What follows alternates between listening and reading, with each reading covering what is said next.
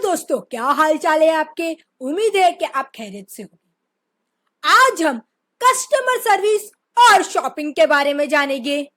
Shopping जो है सब करते हैं, हर साल क्या, महीने में क्या, वीक में भी क्या, जब भी वक्त मिलता है तब शॉपिंग करना शुरू कर देते हैं हम। शॉपिंग एक इंडस्ट्री है, जैसे हर तरह की इंडस्ट्री होती है और उस इंडस्ट्री में साइंस अप्लाई होता है, वैसे ही शॉपिंग में भी साइंस अप्लाई होता है। और दुनिया की जो भी बड़ी बड़ी कंपनी है ना, वो हर साल करोड़ों रुपीस जो है ना खर्च करती है सिर्फ ये स्टडी करने में कि ह्यूमन बिहेवियर क्या है और कौन सा आदमी जो है कौन से कपड़े पे हाथ रखेगा और कौन सी औरत जो है कौन सा कपड़ा खरीद के लेके जाएगी। आपको मैं इंटरेस्टिंग बात बोलती हूँ। औरतों का जो दिमाग होता है ना और मर्दों का जो दिमाग होता है वो दोनों अलग होते हैं, दोनों अलग अलग सोचते हैं और लाखों और करोड़ों पैसे जो है ना इसमें इन्वेस्ट कर देते हैं ये स्टडी करने में कि लोग जो है ना शॉपिंग करते वक्त कौन सी चीज बेहतर खरीदना समझेगी। और इसीलिए वो जो बड़े बड़े ब्रांड है ना इसीलिए कामयाब हो पाते हैं, क्योंकि वो लोग साइंस अप्लाई करते हैं। H&M का एक एग्जांपल देती हूँ। कपड़ों का ब्रांड है, स्वीडन का है। पिछले साल उनकी सेल्स जो है $22 बिलियन हुई है पिछले साल। और जारा का जो ब्रांड है वो इंडिया में 77% प्रॉफिट कमाता है। इंडिया में ही उसके कपड़े बनते हैं, हमारे लोग ही बनाते हैं। लेकिन इंडिया का जो प्रोडक्ट होता है, कपड़ों का ब्रांड होता है, वो क्यों नहीं इतना कमा पाता, इतना प्रॉफिट क्यों नहीं कमा पाता। वो लोग भी मेहनत करते हैं और हम लोग भी बहुत ज्यादा मेहनत करते हैं, लेकिन फर्क इतना है कि वो लोग एडवांस सोचते हैं। वो लोग ह्यूमन बिहेवियर पे स्टडी करके फिर वो सारी चीजें अप्लाई करते हैं अपने बिजनेस में। इस हमारे वहां लोकल शॉप में चले जाओ, भगवान देगा। अरे भगवान ही देगा, वो थोड़ी अमेरिका आके देगा। लेकिन भगवान ने जो दिमाग दिया है वो तो अप्लाई कीजिए। कुछ कुछ शॉप में तो कस्टमर सर्विस नाम की चीज नहीं होती है। जैसे गांधी मार्केट, बहुत लड़कियां और औरतें जो है शॉपिंग करती है, लेकिन कुछ कुछ शॉप में ऐसा भी होता है कि बहन जी लेना है तो लीजिए, नहीं तो आगे बढ़िए। और कुछ जगह से अगर हम कपड़े खरीद भी लेते हैं और सही अमाउंट पे करते तो भी उस कपड़े का रंग निकल जाता है। और अगर गलती से भी कोई नया बंदा आ गया, उसको तो आपको बेवकूफ बनाना ही है। अगर आप ऐसा ही करोगे वो लोगों के साथ, तो फिर वो लोग क्या करेंगे, वो लोग डायरेक्ट मॉल में जाएंगे और ब्रांड के कपड़े खरीदेंगे, चाहे वो एक्सपेंसिव हो या ना हो, क्योंकि आप कस्टमर सर्विस नहीं दे पाते हैं।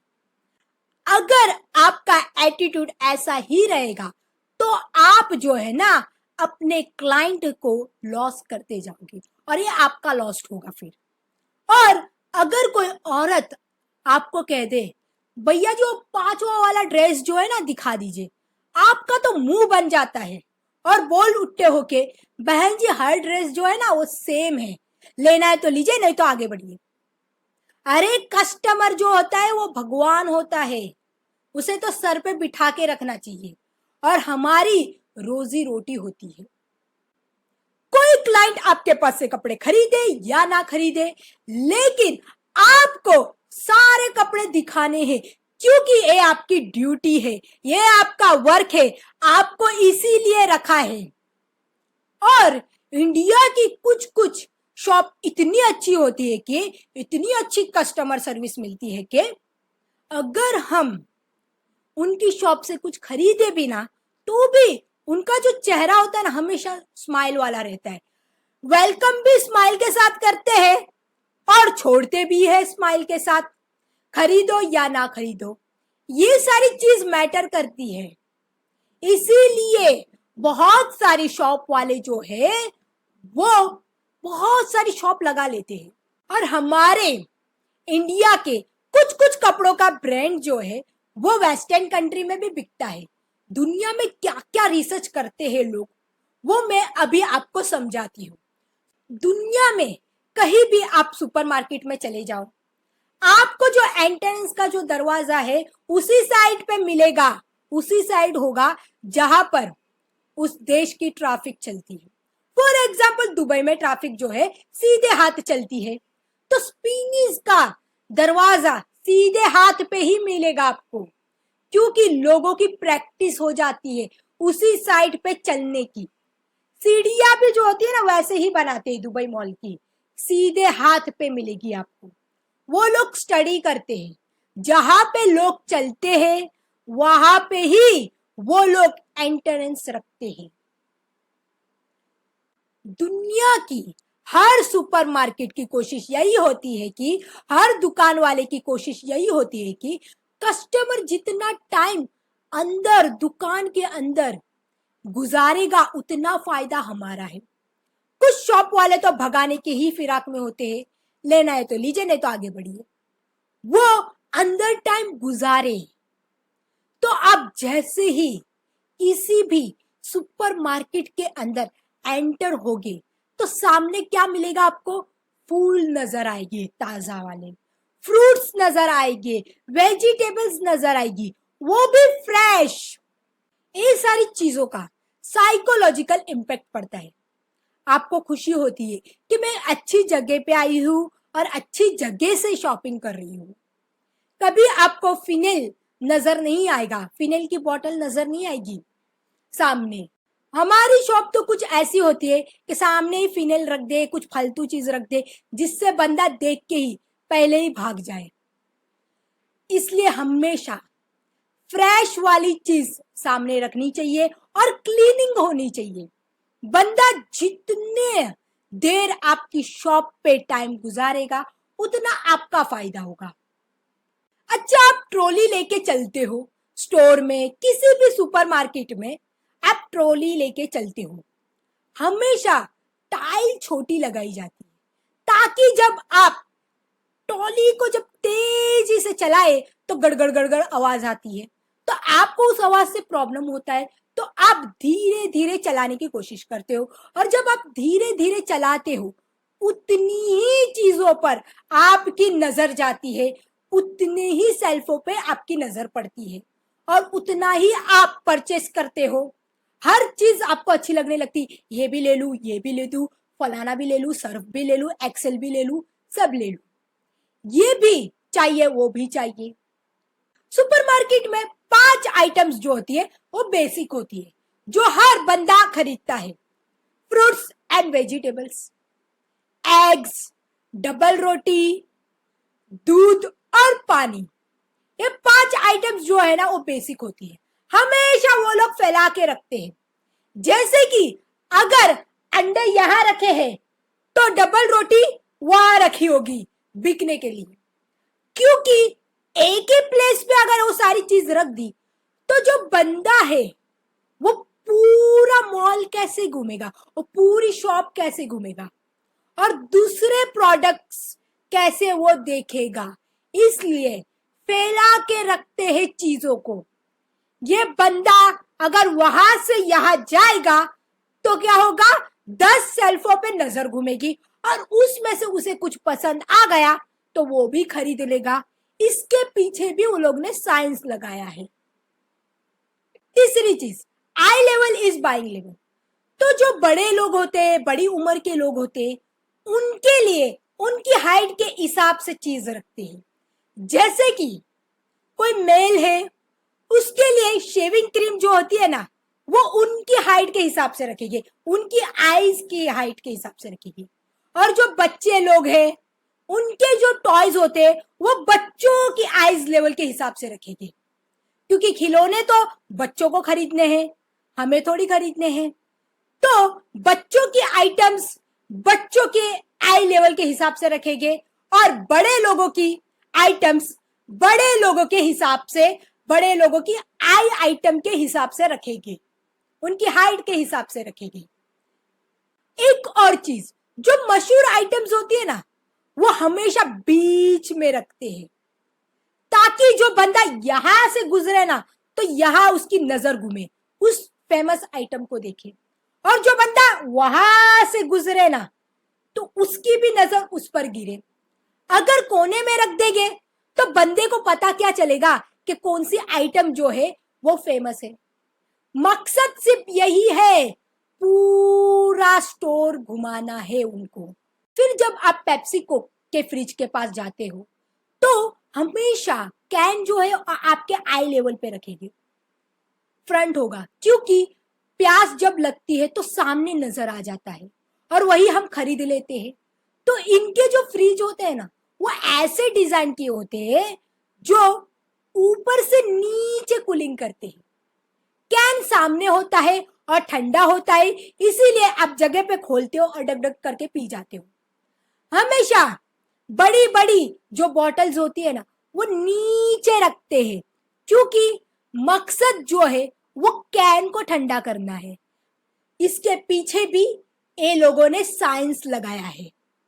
जब आप बिल पे करने जाते हो ना तो आपको छोटी छोटी चीजें नजर आएगी, कैंडी है, चॉकलेट है, च्युइंगम है, ये सब चीज ऐसे लोग रखते हैं कि आपकी नजर उन पे गिरे और आप सोचते हो इसे भी मैं खरीद लेता हूँ। और तो और वो लोग अपनी सस्ती चॉकलेट भी रखते हैं, और जब आप बिल पे करते हो तो वो लोग कहते हैं सर छुट्टे नहीं है, एक काम कीजिए ये चॉकलेट ले लीजिए, 1 रुपए की ही है। ऐसे करके वो लोग 1 रुपया भी आपसे छीन लेते हैं। सोचो, दुनिया में ऐसी चीजें भी बेचते हैं लोग। थोड़ी सी साइंस लगाओ तो आपकी भी शॉप दौड़ पड़ेगी।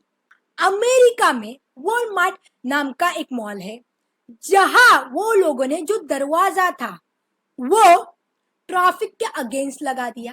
फिर उन्होंने चेंज कर दिया, और जब उन्होंने चेंज किया तो उन्होंने नोटिस किया कि $2 एक्स्ट्रा लोगों ने शॉपिंग की है। $2 मल्टीप्लाई बाय 52, अगर 52 बार वो लोग आएंगे तो $104 हो जाएगी, और वहां 30 करोड़ पब्लिक रहती है। तो सोचे कितना प्रॉफिट होता होगा वो लोगों का, सिर्फ डोर चेंज करने से, कि जहां से लोग चलते हैं, जहां लोगों को आसानी पड़ती है, वहां दरवाजा या डोर होना चाहिए, एंटर। इन छोटी छोटी चीजों का भी बहुत बड़ा फर्क पड़ता है। आइकिया का एक एग्जांपल देती हूँ। पूरी दुनिया में फर्नीचर बेचता है और बना के भी नहीं देता है, हमको घर पे जाके खुद बनाना पड़ता है। वो हमें एक बॉक्स में पकड़ा देता है, अगर बनाना है हमसे तो पैसे दीजिए। ऐसी टेक्निक भी लोग यूज करते हैं। आइकिया का जो स्टोर है ना, इस तरह से डिजाइन किया है कि उसका सिर्फ एक ही दरवाजा है, यहीं से जा सकते हैं और यहीं से निकल सकते हैं, और आपको पूरा स्टोर जो है घूमना पड़ता है। चाहे आपको एक ही क्यों ना चीज खरीदनी हो, आपको पूरा स्टोर घूमना पड़ता है, और एक एक सेक्शन आपको देखने पड़ते हैं। बाथरूम का सेक्शन देखना पड़ता है, जो भी सेक्शन हो सब सेक्शन घूमने पड़ते हैं। कोशिश उनकी यही होती है कि कुछ और भी ये लोग खरीद ले। अच्छा, दूसरी चीज, आइकिया में कसिनो वाला रूल अप्लाई होता है। कसिनो में ना घड़ी होती है ना ही खिड़की होती है। जो जुआ खेलने आता है ना, वो कितने दिनों से पड़ा हुआ है उसको पता भी नहीं चलता है, बस वो खेलता जाता है और पैसा देता जाता है। वही चीज आइकिया में भी यूज होती है। आइकिया में ना तो आपको कभी घड़ी मिलेगी और ना ही खिड़की मिलेगी। अगर घड़ी वो लोग बेचते भी है ना, तो वो लोग क्या करते हैं, सेल जो होते हैं ना वो निकाल के रखते हैं, 10-10 पे काटा रख देते हैं। सेल निकाल के वो लोग वॉच बेचते हैं। ना कोई खिड़की होती है, हम लोग जाते हैं तो 4 4 घंटे बीत जाते हैं, कितना टाइम बीत जाता है हमको पता भी नहीं चलता। मकसद सिर्फ इतना ही है कि वो लोग ज्यादा टाइम गुजारे, और अगर वो लोग ज्यादा टाइम गुजारेंगे तो वो लोग प्रोडक्ट खरीदेंगे, प्रोडक्ट्स खरीदेंगे तो क्या होगा, मनी आएगा। तो यही सारी टेक्निक्स वो लोग यूज करते हैं। और स्पेस दो, वो लोगों को ऐसा इन्वायरमेंट बनाओ के वो लोग रुके, ना के जान लेके भागे। अगर कस्टमर रुकेगा तो उसका माइंड बदलता है, तो जो चीज पहले उसने ना बोली होती है मन में, वो भी चीज वो खरीद लेता है बाद में। अगर आप एक अच्छी सी रेस्टोरेंट में चले जाओगे और आपको इतनी अच्छी फैसिलिटी मिलती है कि आपको डिफरेंट डिफरेंट चीजें आपके सामने पेश करते हैं। मानो आपने सिंगल चीज ऑर्डर मारी है बिरयानी, लेकिन बिरयानी की जो क्वांटिटी थी वो ज्यादा थी, प्लस आपको दही भी दिया, प्लस आपको चटनी भी दी, पापड़ भी दिया और प्याज भी दिया। तो ये सारी चीजें दी, लेकिन उसका कॉस्ट नहीं लिया। और आप दूसरी रेस्टोरेंट में जाते हो तो आप बिरयानी ऑर्डर मारते हो, तो उस बिरयानी की क्वांटिटी भी ज्यादा नहीं थी और ये सारी चीजें भी नहीं दी थी। तो आप क्या सोचोगे, जहां आपको ज्यादा चीज मिल रही है तो वही आप जाओगे, प्लस क्वालिटी भी अच्छी मिल रही है। और कुछ कुछ तो रेस्टोरेंट ऐसे होते हैं वहां टिश्यू भी नहीं रखते हैं। एग्जाम्पल देती हूँ, जो लोग पनवेल में रहते हैं उनको पता होगा इधर का चाइनीज और नूडल्स इतना बेकार आता है कि कोई बंदा जो है एक बार ऑर्डर मारे तो दूसरी बार उसकी शॉप में जाके खड़ा ना रहो, इतनी बेकार क्वालिटी होती है। और इतने पैसे लेते हैं मगर क्वालिटी अच्छी नहीं देते हैं। अगर आप मुंबई में जाओगे, ओल्ड मुंबई में जाओगे और चाइनीज और नूडल्स ऑर्डर मारोगे, इतना अच्छा होगा कि आपको दिल करेगा कि ज्यादा अमाउंट पे करूं। वो लोग इतनी अच्छी क्वालिटी देते हैं। हमारे वो एक बनिया की दुकान है, अगर उसकी दुकान से कुछ भी लिया ना तो मानो आपको दवाई लेनी ही पड़ेगी। इतने लोग गिर जाते हैं कि लोगों की हेल्थ के साथ भी खेलते हैं। और आज ही पैसे वाला बनना है, इतनी गंदी क्वालिटी देके आप चीजें बेच रहे हो तो याद रखो वो बंदा नहीं आएगा।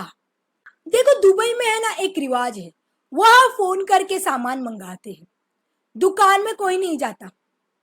एक सर्फ चाहिए, वो 6 किलो का या कितने भी किलो का, वो भी आप बार बार उन्हें बुलाते हैं ना तो वो लोग आते हैं। अगर वो लोग गलत प्रोडक्ट लेके आए ना, वो लोग फिर से दुकान में जाते हैं, वो चेंज करके लाते हैं। अगर छुट्टे भी नहीं रहे ना तो लोग फिर से दुकान में जाते हैं, फिर से लाते हैं। इसे कहते हैं कि मैं काम करने आया हूं और मैं काम करूंगा, थोड़ी मैं यहाँ आके नखरे दिखाऊंगा। मैं अपनी फैमिली से दूर हूं, मैं कमाने को आया हूं। हमारे वहाँ ऐसे नमूने हैं कि भाई दूसरी बार बोले ना तीसरी बार गुल हो जाए।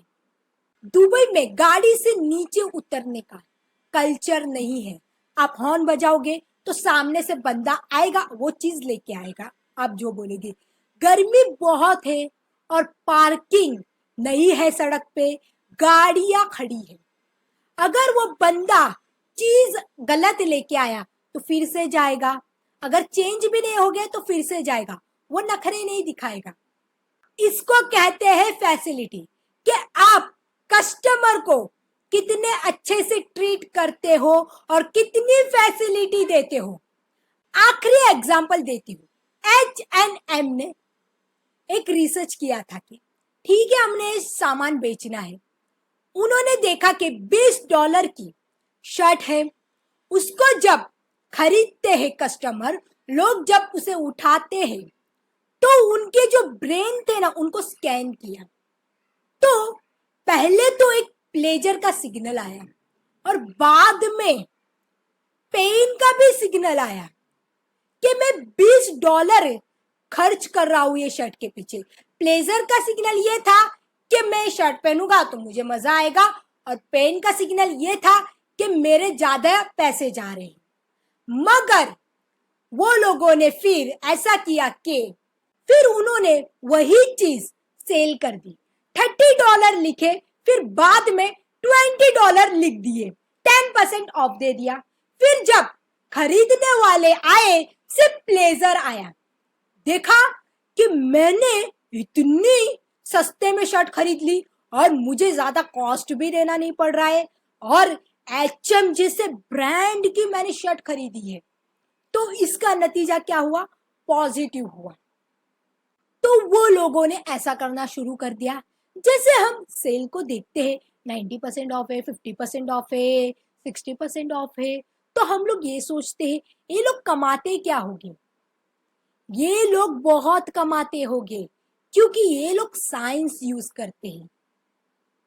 और दुनिया वाले जो है वो बहुत ही अक्ल लगा के अपना जो प्रोडक्ट होता है वो मार्केट में लाते हैं, और उनके जो कपड़े होते हैं हमारे इंडिया के जो ब्रांड है उससे भी ज्यादा कमाते हैं और बिकते हैं। ज़ारा के कपड़े जो है ना वो इंडिया में ही बनते हैं, हमारी ही कंट्री के लोग बनाते हैं, तो भी हमारे ब्रांड के, हमारे इंडिया के कपड़े उतने नहीं बिकते हैं जितने ज़ारा के बिकते हैं, क्योंकि वो लोग साइंस लगाते हैं और कस्टमर सर्विस अच्छी देते हैं। उम्मीद है आपको वीडियो अच्छी लगेगी। Share and subscribe.